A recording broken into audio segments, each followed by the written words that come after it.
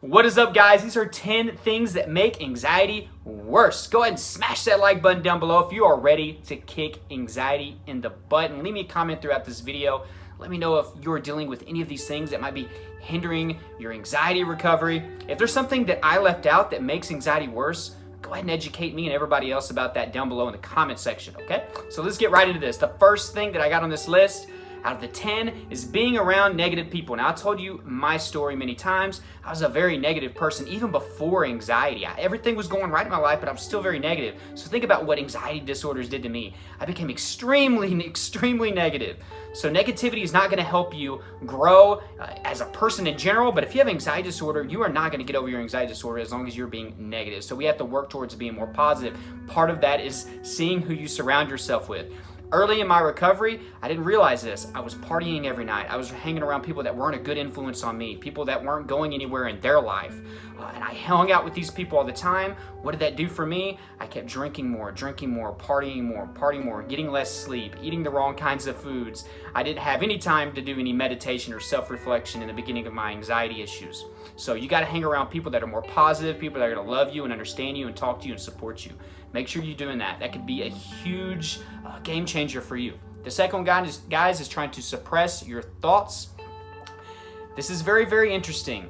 The more that you focus on something and try to make it not true or make it not relevant in your life or try to make it disappear, for some reason our bodies and our minds have this tendency to make it come up and come up and come up. I have a video specifically over intrusive thoughts where I discuss that and how to get rid of them. And one of the first things that I talk about in that video is to just let your thoughts flow. Let them happen.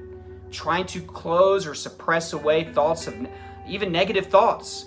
You have to let them flow and let your subconscious know that, hey, this is happening. Yeah, these thoughts are going through my mind, but I'm not gonna sit here and focus and concentrate on them. Yeah, that's a negative thought, but I'm gonna let that one go, okay? Don't hold on to it, don't focus on it, don't try to close your thought process off because it's not gonna work, and I can promise you it's gonna make things worse.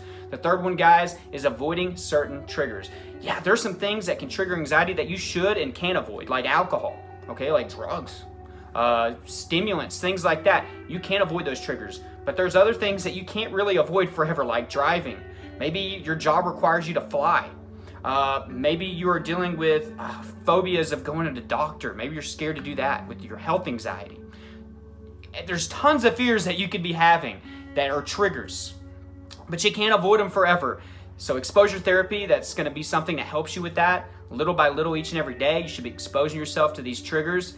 And eventually you're going to have to move on. If you want to be fully 100% recovered from anxiety, you're going to have to learn to not avoid every single trigger throughout the whole process. The fourth one, guys, is unhealthy coping mechanisms. This is going to be things like drugs and alcohol.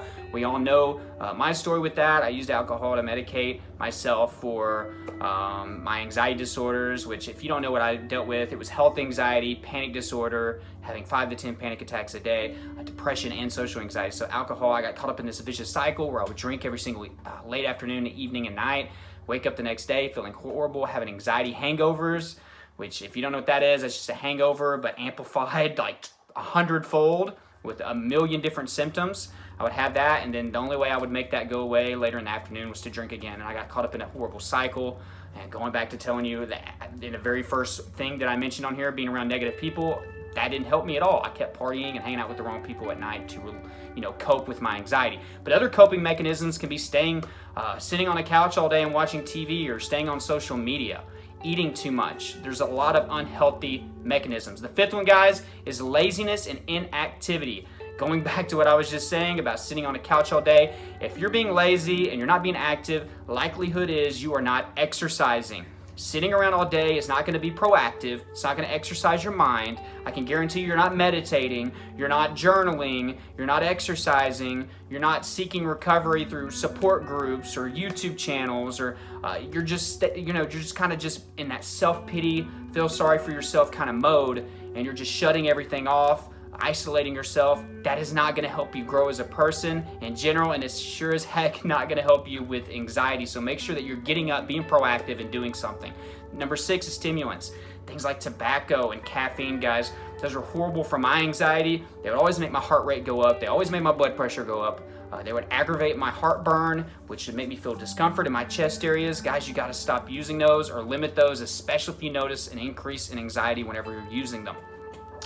Number 7, lack of sleep. Now, I know this is easier said than done. If you have a severe anxiety disorder, likelihood is that you've dealt with periods of insomnia. You have to work on that. Figure out what's working and what's not working. I guarantee you there's probably some flaws in your lifestyle that's making things worse. Do not be looking at your phone all night, okay? Don't have the lights on. Don't be looking at a bright TV screen at night. Make sure that you're not exercising aggressively right before bed. Make sure you're not eating a ton of sugar or drinking coffee or caffeine right before bed. Make sure you're not using nicotine before bed. These things can really hinder your sleep, mess up your REM cycle. All you have to do is start working on those things, and the other lifestyle tips that I give you, like eating correctly, the meditation and stuff like that, can really, really help. A lot of this has to do with you being revved up, your heart rate's up, your blood pressure's up, and it's hard for your body to settle down and relax. So breathing techniques, meditation, journaling, all that's gonna help out a lot with that. So make sure that you're getting enough sleep. That's gonna be different for everybody. Some people only need 5 or 6 hours. Some people need 9. Figure out what that magic number is for you and aim for that. You can do things like melatonin. I wouldn't suggest doing what I did, which was, I shouldn't even be mentioning this, but I would use Benadryl every single night to calm me down. But then I just kind of was relying on that, and you don't want to be attached to even an over-the-counter drug like I was. I was attached to Benadryl and I relied on it too much along with alcohol. Number 8, guys, is processed and fast food. You are what you eat, so your anxiety is not going to get better if you're feeding yourself Jack in the Box at McDonald's and Burger King every single day, drinking sodas with that. Even the processed foods that we buy at the grocery store, I know it's hard to avoid those, but just look for whole foods, whole grains, lean meats, farm-raised meats also. Go to your farmer's market. Just start exploring. And I know it's hard to go full-on like non-processed foods, but you got to dab your toes in the water a little bit and educate yourself on how to get less processed foods in your diet. It's very, very hard in this day and age. A lot of things are processed, but there are some things that you can do without, especially fast food. Just stop going and eating out fast food.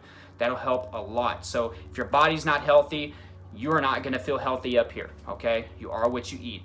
That goes for your mind as well. Number 9, guys, relying on medications only.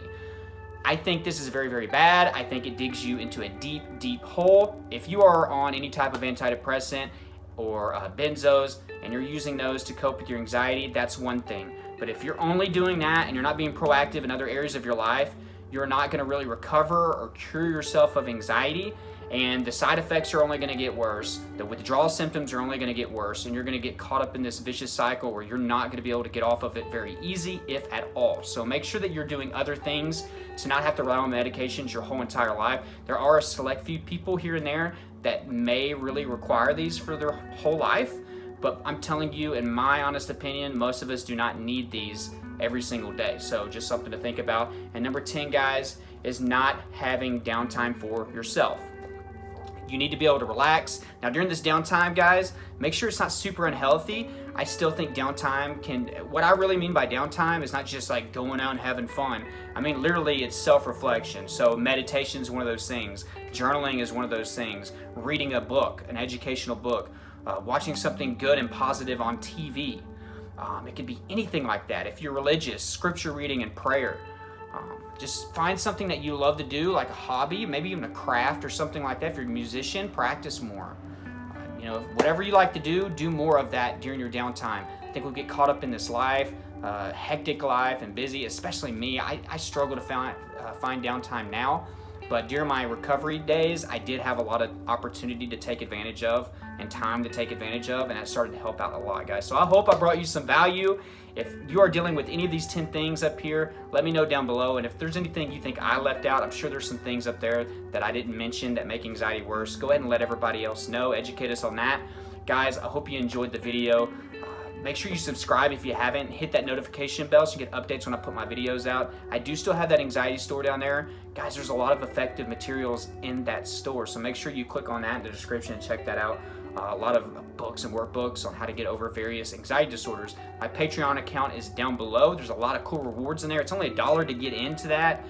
There's a meditation journal down below. There's a link for that. I will put a video at the end of this video so you can check out the review that I did over that. Amazing layout. It helps you learn how to journal and meditate, and those two together are a powerful combination for fighting your anxiety. I have my Snapchat, my Twitter, my Instagram down below. We can stay connected in that way. And aside from that, guys, I hope you have a great rest of the day and keep on fighting.